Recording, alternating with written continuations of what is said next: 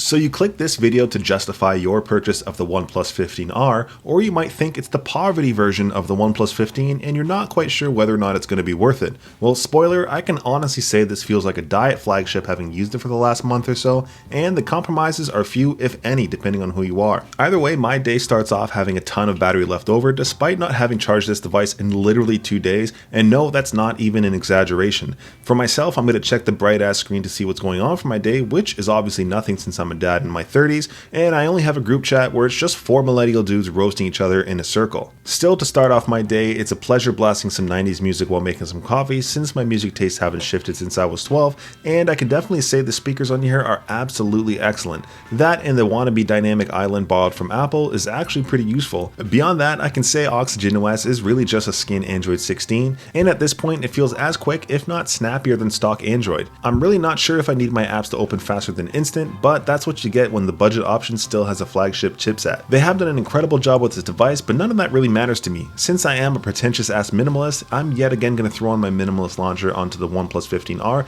because I simply like it that way. There really is no beating Android customization. For myself, I'm happy to lean into the so-called bad camera and shoot a little morning coffee montage and realize the camera is actually pretty excellent and people just need to get better at using a camera. Would you imagine that? And while I'm never going to measure this big ass, bright ass, 6.8 inch ass screen does get up to 165 Hz, although the games I typically play are going to peak around 60 to 120 Hz. Will I really ever measure this at all? Absolutely not, because I simply don't care to.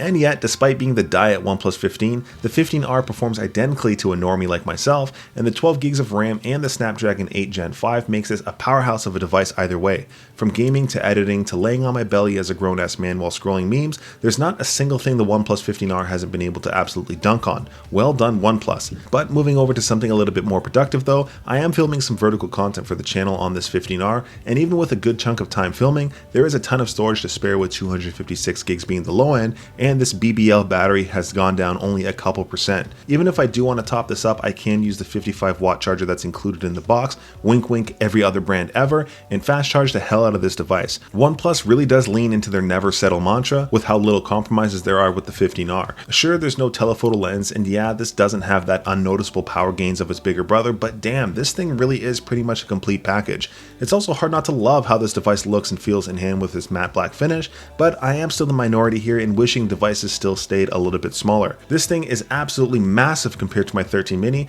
but I'm sure the majority of people are absolutely going to love this. Either way, this device feels like a gem and incredible in hand, and like Dynamic Island, borrowing from Apple once more, they've changed the notification switch to an action button, which they do call the plus key. This is where I'd say I missed the mute switch, but I actually kind of don't, and it does end up being pretty useful for a good chunk of things. If OnePlus could borrow one more thing from Apple though, it would be some bloody magnets. And here's the thing, if Google can do it, so can you. It's nothing a 5-cent magnetic sticker can't fix, but now I have a 5-cent magnetic sticker on the back of my phone. At least the fingerprint scanner is hella quick, and there is still face unlock here, which does work incredibly well. And well, because I am a degenerate, I've got to run my 15R through the dishwasher to purge all my scumbag activities, and luckily this does have an IP69K rating. But to finish off my day, I am going to vibe out in bed and watch some My Hero Academia. There's truly nothing to hate about the display on this device, being that it's an OLED. It's bright enough to sear my retinas, and everything simply looks magnificent. Despite all the torment I've placed upon this diet flagship device, it does still have a ton of battery left over, even after my 3rd day using it. Sleep well, my sweet not so little prince, OnePlus 15R.